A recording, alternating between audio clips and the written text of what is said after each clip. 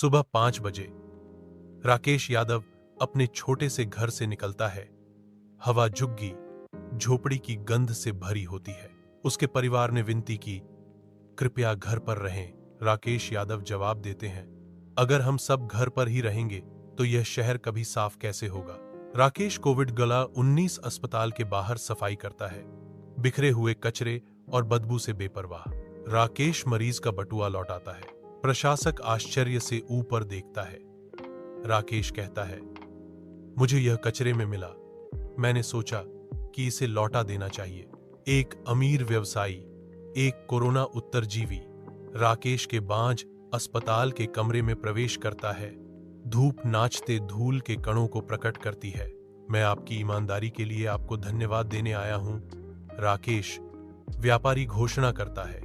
उसकी आवाज शांत कमरे में धीरे से गूंजती है। व्यवसायी ने कहा, मैं तुम्हें 1 लाख रुपए से पुरस्कृत करना चाहता हूं। राकेश आश्चर्यचकित होते हुए भी दृढ़ता से मना करते हैं, धन्यवाद, लेकिन मैं स्वीकार नहीं कर सकता।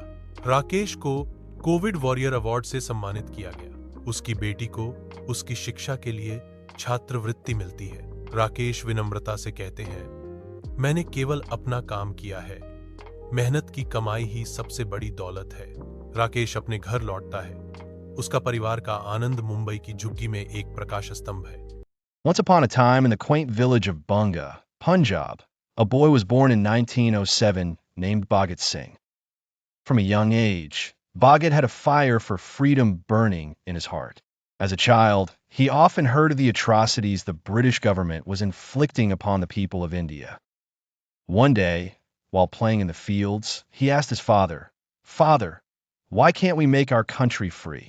His father replied, "Son, freedom requires sacrifice and dedication to the truth." Bhagat Singh grew up and not only focused on his studies, but also joined the revolutionary movement. Alongside his friends Rajguru, Sukhdev, and Chandrasekhar Azad, he began fighting against the British rule.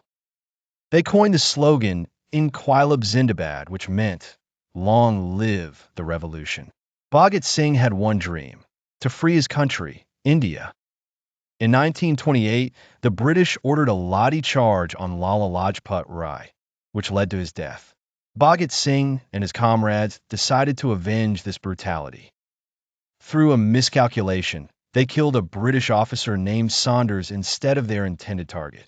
Despite the danger, Bhagat Singh and his companions continued their mission, undeterred. In 1929, Bhagat Singh and Batushwar death through a bomb in Delhi's Central Assembly. Their aim wasn't to harm anyone, but to awaken the British government. Along with the bomb, they threw pamphlets declaring, to make the deaf hear, a thunder is needed. They willingly allowed themselves to be arrested, ensuring their message was heard worldwide. Even in jail, Bhagat Singh did not compromise his principles. He continued to read, write, and encourage his colleagues. On March 23, 1931, when he, Rajguru, and Sukhdev were hanged, their faces showed no fear. They smiled and said, "This hanging isn't killing us, it's making us immortal." Moral lesson: Bhagat Singh's story teaches us the importance of dedication to ideals and truth. When there is integrity and love for the country in one's heart, no sacrifice seems small. His life inspires us to advance courageously and sacrificially towards our goals, regardless of the challenges we face. गांव में शांता देवी खेतों में अकेले काम करती हैं। उनका श्रम रवि की बचपन की यादों को प्रतिध्वनित करता है। अपने आधुनिक शहर के अपार्टमेंट में रवि फोन पर बात करता है।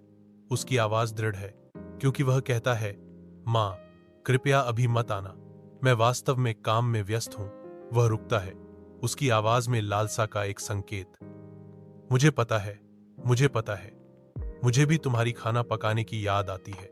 रवि कॉल खत्म करता है, वादा करते हुए, मैं वादा करता हूं, जैसे ही मुझे कुछ समय मिलेगा मैं आपसे मिलने आऊंगा। वह होटल का खाना खाता है, जो उसकी मां के घर के बने खाने की यादों के बिल्कुल विपरीत है। रवि अपने गांव के घर लौटता है। अपनी मां को एक खाट पर कमजोर पड़ा हुआ पाता है। वह धीरे से उसका हाथ पकड़ता है, उसकी आंखें चिंता से भरी हैं। तुम्हें भूख लगी होगी, मैं तुम्हारे लिए खाना बनाना चाहती हूँ, वह धीरे से फुसफुसाई। रवि जवाब देता है, मैं हमेशा आपके हाथों से बना खाना खाना चाहता हूँ। धुंधली रोशनी में माँ रवि को एक महत्वपूर्ण सबक सिखाती हैं। किसी भी ऊंचाई से माँ के आंगन की मिट्टी ऊंची होती है। रवि सुनता है, उसका युवा चेहरा भ्रम और उभरती समझ का एक कैनवास है। बाद में वही मिट्टी के तेल का दीपक लंबी छाया डालता है, क्योंकि माँ शांति से गुजर जाती है। रवि अकेला रह गया। उसके कार्यों का भार और उसके शब्दों की सच्चाई उस पर आ गिरी। सत्यपुर का राज्य समृद्धि से चमकता है। इसके लोग राजा हरिदेव की प्रशंसा में एकजुट हैं।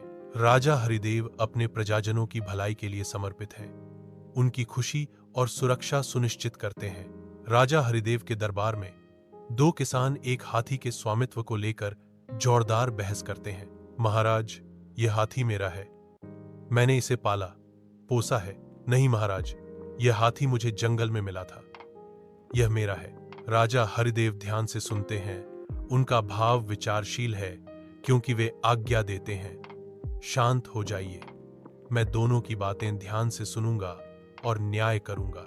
महल में राजा हरिदेव आज्ञा देते हैं, सिपाही, इस हाथी को दो हिस्सों में बांटो। एक किसान चुप रहता है, लेकिन दूसरा चिल्लाता है, महाराज, मैं अपना दावा छोड़ने को तैयार हूं, पर कृपा करके हाथी को मत मारो। राजा हरिदेव सिंहासन पर बैठे हैं। उनकी निगाहें दयालु किसान पर टिकी हैं। दरबारियों के बीच उत्सुक फुसफुसाहटें गूंजती हैं। राजा हरिदेव घोषणा करते हैं, आज मैं यह घोषणा करता हूं कि यह हाथी अब इस दयालु किसान का है, वह ही इसका सच्चा मालिक है।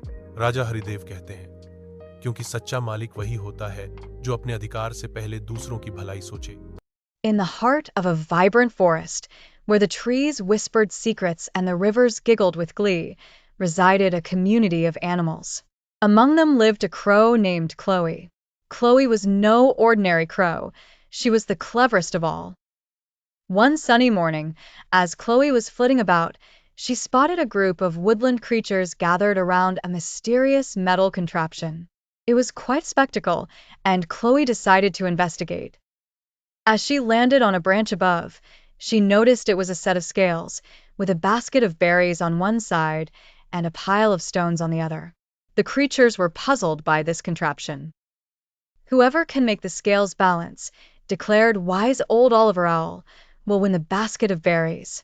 Immediately, every animal from squirrel to fox tried their luck, adding and removing stones, but none could perfect the balance. Chloe, perched above, observed the frustration of her furry friends. Simpletons, she muttered with a mischievous twinkle. The answer is right in front of you. And with that, Chloe hatched a plan. Flapping her wings furiously, Chloe descended and joined the crowd. Putting on her best confused face, she said, "Oh dear. Even with my expertise, I cannot get these scales to balance. I suppose I shall try again tomorrow."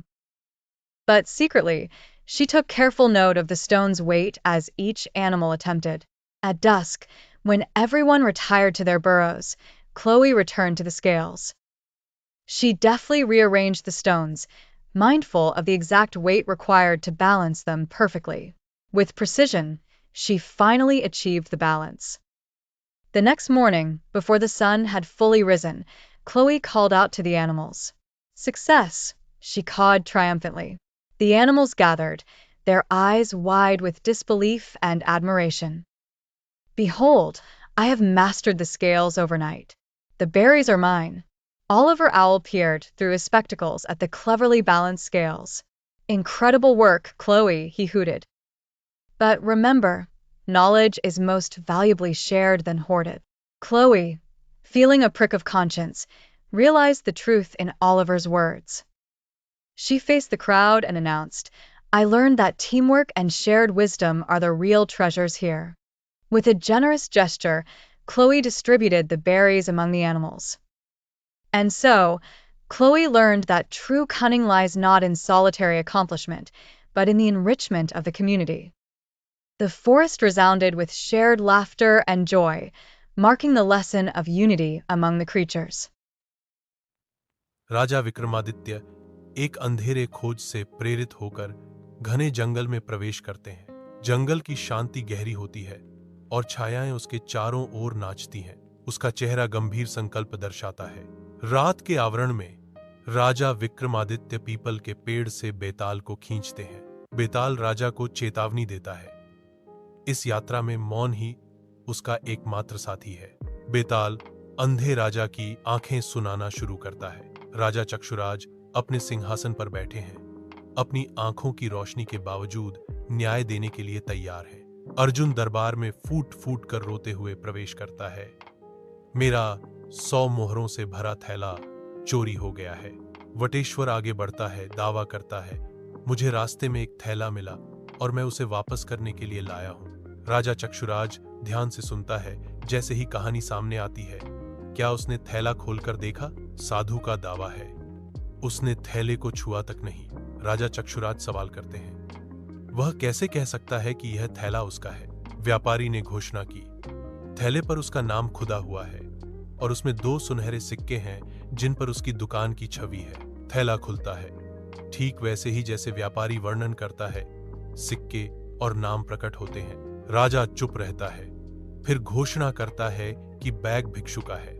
Arjun चिल्लाता है, यह अन्याय है। राजा ने जवाब दिया, उनका निर्णय अंतिम है।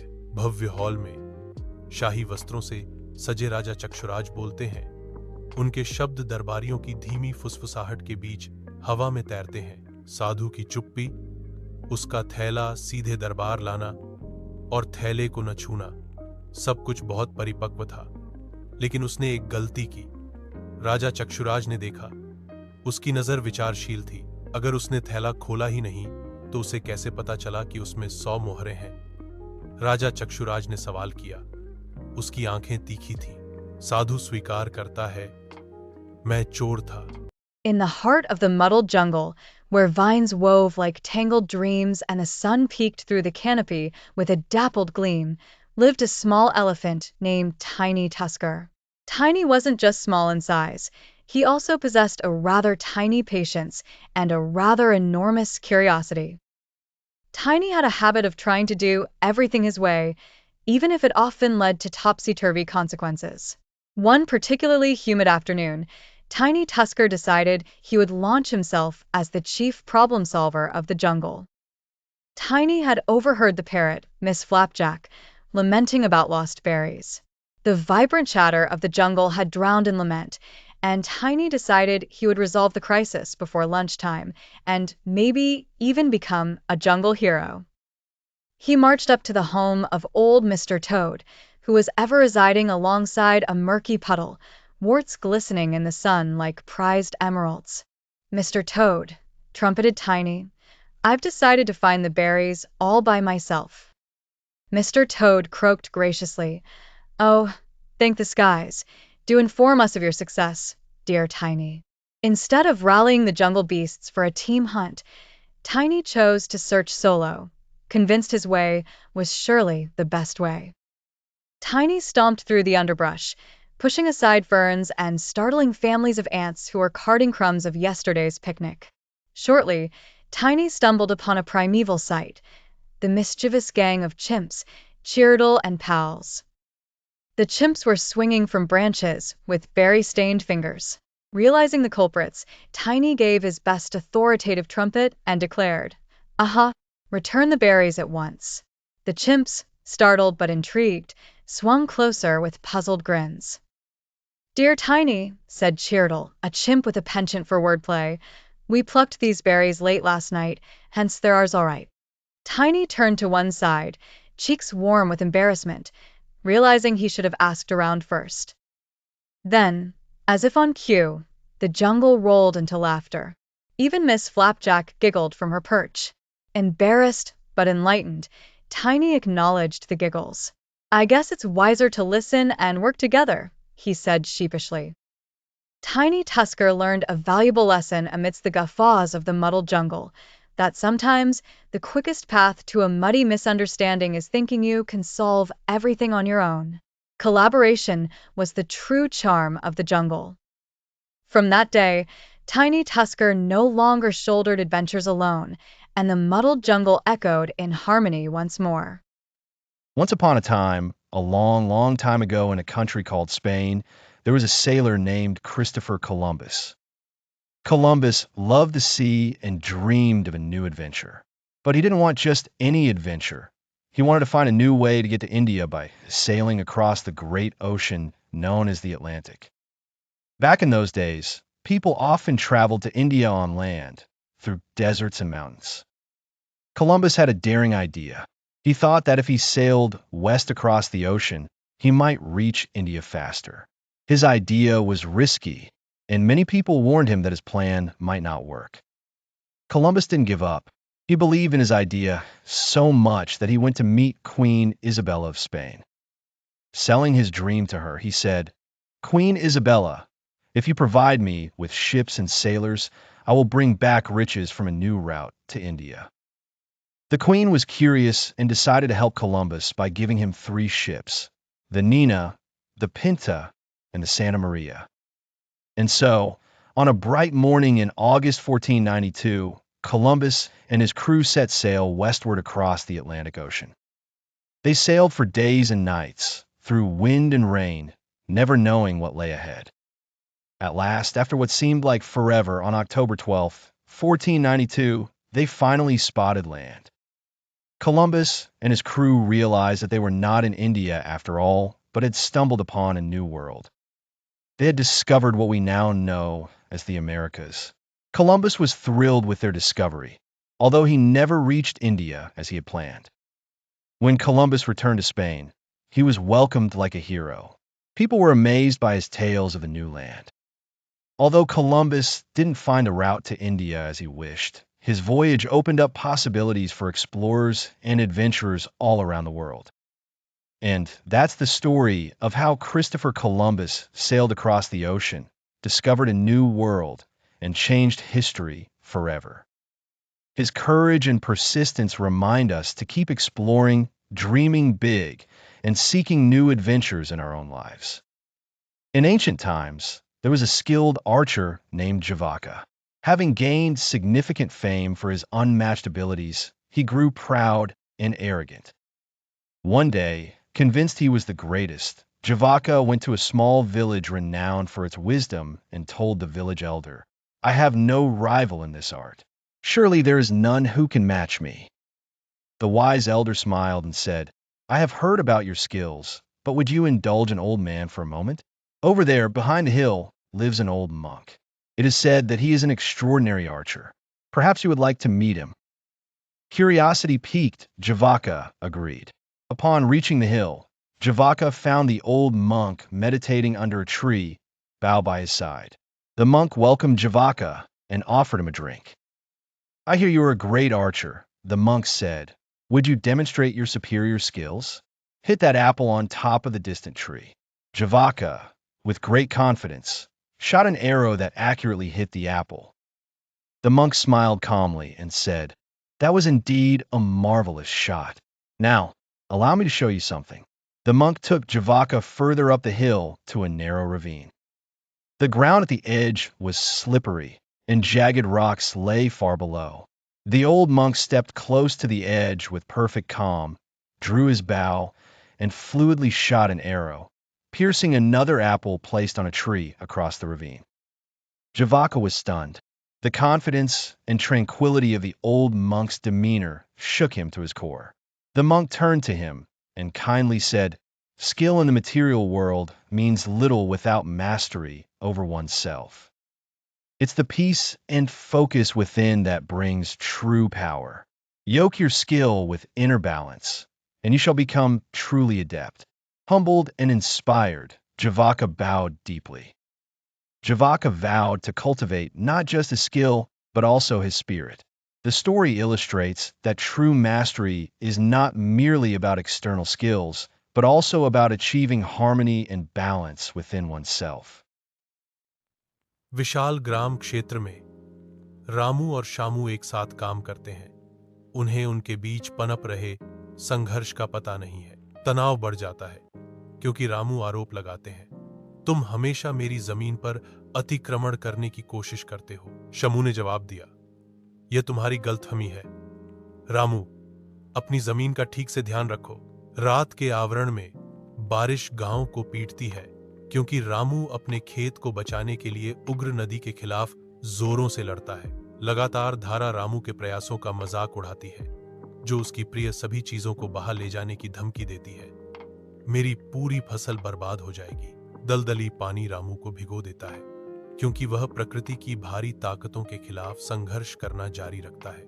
श्यामू देखता है कि रामू अपने खेत में संघर्ष कर रहा है। श्यामू का हृदय परिवर्तन होता है और वह अपने परिवार और गांव वालों को मदद के लिए बुलाता है। श्यामू कहता है, हमें रामू की मदद करनी चाहिए।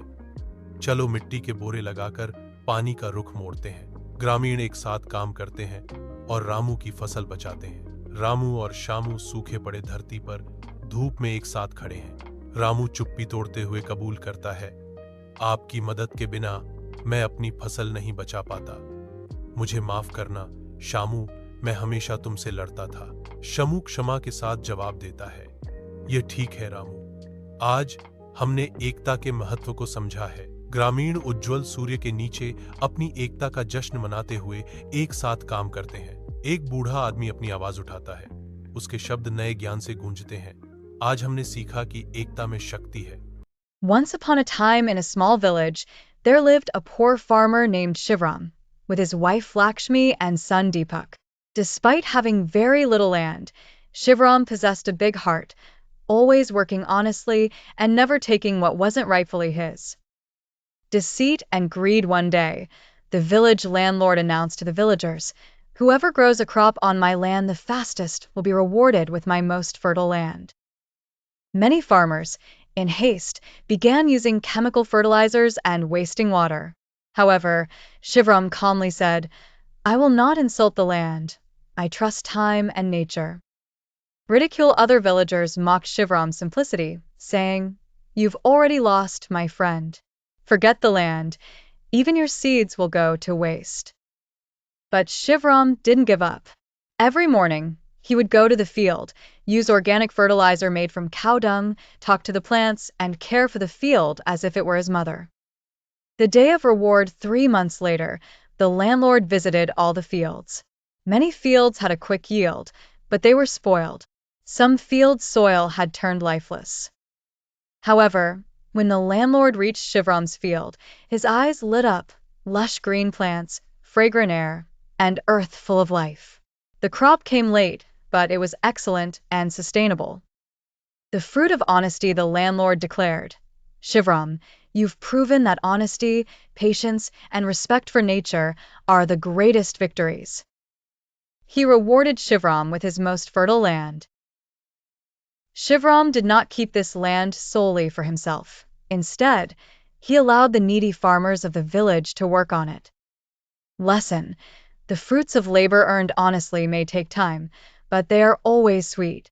And when you think of the welfare of others alongside yourself, society holds you in high regard. मंद रोशनी की कठोर टिमटिमाहट के नीचे केल, एक थका हुआ तकनीशियन, एक सर्किट बोर्ड को सोल्डर करता है। बंकर अथक मशीनों की प्राचीन गुनगुनाहट से धड़कता है। सोल की आवाज यांत्रिक ड्रोन के माध्यम से आती है। बीकन को बनाए रखने के लिए आपका समर्पण प्रशंसनीय है। केल प्रतिवाद करता है, आवाज थकावट से भरी हुई। किसी को तो करना ही होगा। बंकर जोर से कांपता है, छत से धूल गिरती है। सोल की आवाज भयावह रूप से गूंजती है। विसंगति का पता चला, आने वाला प्रसारण। केल जम जाता है। स्क्रीन पर एक संदेश चमकता है, हम आ रहे हैं, तैयार रहो। केल का दिल दौड़ता है, क्योंकि वह बड़बड़ाता है, यह असंभव है। वह चिल्लाता है, किसके लिए तैयार रहें? केल एक रोवर में दुर्घटना स्थल के पास पहुंचता है। एक चिकना काला जहाज रेत में आधा दफन है। सोल की चेतावनी के रूप में विकिरण काउंटर भयावह रूप से बीप करता है। विकिरण का स्तर गंभीर है। एक आकृति जहाज से निकलती है और कहती है, आप रक्षक हैं, हमने आपका संकेत सुना। वीरानी के बीच केल उठता है।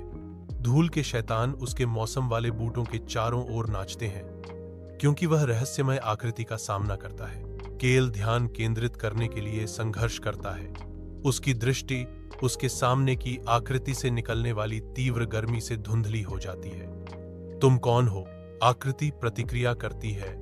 उसकी आवाज फ्लैटों में गूंजती है। हम लौट आए हैं। आपके लोगों ने हमें पीछे छोड़ दिया। हमने अनुकूलन किया, विकसित हुए। अब हम वह वापस लेते हैं जो हमारा है। आंकड़ा जारी है। एक प्रस्ताव पेश करता है जो खतरे से भरा है। टूटी हुई चीजों को फिर से बनाया जा सकता है। क्या आप हमारे साथ जुड़ेंगे या हमारे रास्ते में खड़े होंगे? केल अपनी निगाहें क्षितिज की ओर घुमाता है, जहां उसके संसार के खंडहर डूबते प्रकाश में नहाए हुए हैं। आश्चर्यचकित और हिचकिचाते हुए केल पूछता है, मुझे और बताओ। Once upon a time, in the far-off kingdom of Snorville, there lived a princess named Whimsicalia. She was renowned across all realms not only for her stunning beauty, but also for her fantastically lazy disposition. In fact, her commitment to nap-taking was so profound that the villagers claimed she'd been sleeping since the dawn of the calendar. Having had enough of her perpetual slumber, the king, bald and mighty, announced a quest. Whoever woke Whimsicalia would receive the greatest treasure of Snorville, a magical coffee bean that granted endless energy. This resulted in a parade of princes, wizards, and even the occasional caffeinated unicorn galloping to the castle, armed with alarm clocks, smelling salts, and motivational posters. As fate would have it, among them was Prince Snorri, a charming fellow with a mustache that could hypnotize a dragon. Snorri, like most of the kingdom, had subscribed to Netflix, the favorite pastime app. It had everything from snore tracking to yawn synchronization, a clear choice for all who aspired to conquering laziness. Prince Snorri, knowing that merely waking Whimsicalia wouldn't suffice, approached the tower with his most strategic plan yet, Operation Wake Up Call. He crooned a song so off-key that windows shattered with disbelief and clouds moved themselves to different time zones. Just as Snorri hit the highest, inappropriately squeaky note, Whimsicalia opened one of her breathtakingly beautiful eyes. "What in the kingdom's name am I hearing?" she inquired, still blinking back dreamland. "Apologies, princess," Snorri replied, "but I've ventured here to liberate you from the clutches of eternal napping." Whimsicalia yawned in response but sat up, hair gloriously tangled like the branches of a mystical willow. "I wasn't trapped, gosh," Whimsicalia giggled. "I just prefer dreams with subtitles." Realizing her jovial spirit was indeed awake and vibrant, Prince Snorri relished in his triumph. He graciously accepted the magical coffee bean but chose to share it with the entire kingdom, turning Snorville into Energetica.